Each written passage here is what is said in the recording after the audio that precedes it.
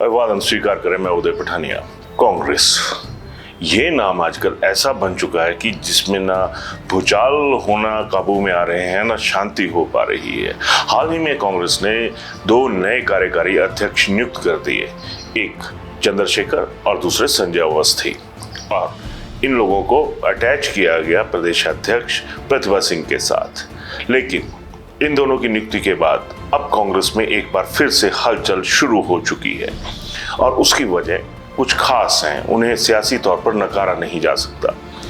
कहा गया अब जो नई नियुक्तियां हुई हैं उसमें सियासी पलड़े में अगर देखा जाए तो बहुत सी ऐसा वजन में फर्क आया है कि कोई पलड़ा हवा में झूल रहा है, कोई जमीन से चिपका हुआ है।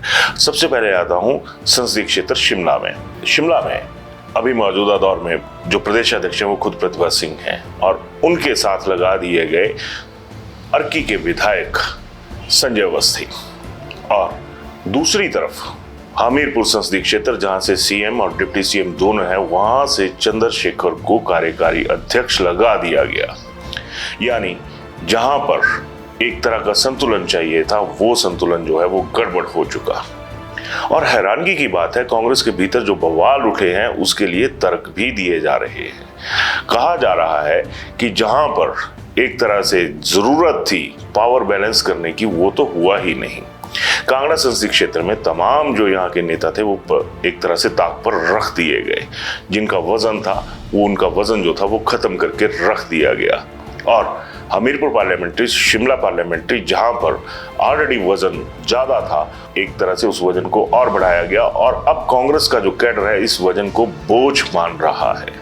ये सबसे बड़ी बात इन नियुक्तियों के साथ निकलकर सामने आ गई है।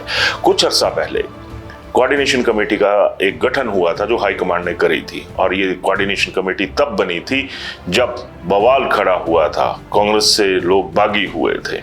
लेकिन अब जिस तरह की कोऑर्डिनेशन यहाँ पर हुई है, अब उससे बवाल खड़ा हो चुका है। कोई हार मानने के लिए तैयार नहीं है। साफ कहा जा रहा है कि चंद्रशेखर और संजय अवस्थी दोनों नेता जो थे वो संगठन में किसी ऐसी अहम भूमिका में नहीं रहे हैं कि उनको ऐसा अहम पद दिया जाता। यहां तक सवाल उठ रहे हैं कि संजय अवस्थी तो खुद सीपीएस भी हैं, और सीपीएस होने के नाते किस तरह से उन्हें ये जिम्मा दिया गया, ये इस पर भी कांग्रेस के भीतर बवाल खड़ा हो चुका है।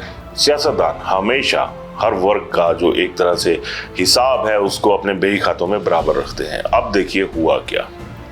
मौजूदा दौर में देखा जाए तो जो संगठनात्मक ढांचा है उसकी जो बड़ी पोस्टें हैं उनमें ब्राह्मण और राजपूत दोनों हैं, और अगर अनुसूचित खाते से देखा जाए तो विनय हैं, लेकिन उनकी नियुक्ति जो है वो पुरानी है। वही एकमात्र कार्यकारी अध्यक्ष हैं जो अभी तक कांग्रेस में बचे हुए हैं। अब ये सवाल भी उठाया जा रहा है उन समुदाय के कांग्रेसी नेताओं के द्वारा कि हमारी क्या गलती थी।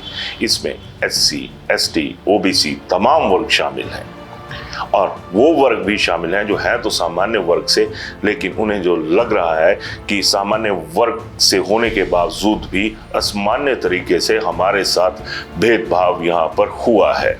एक सीनियर कांग्रेसी लीडर की इसके ऊपर बहुत जबरदस्त और तीखी प्रतिक्रिया थी।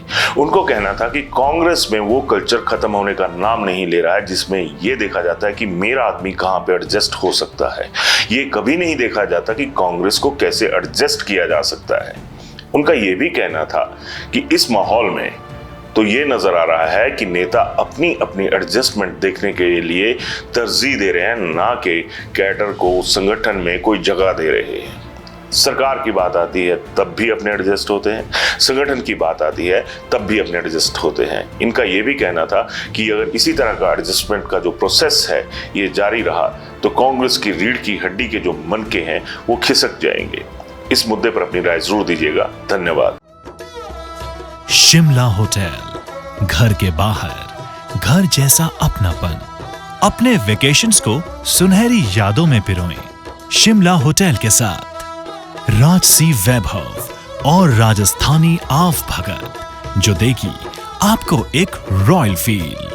हिमाचल वासियों के लिए जयपुर में ठहरने का अपना hotel Shimla hotel. Heritage above 1, हवा महल रोड, चांदी की टकसाल, जयपुर।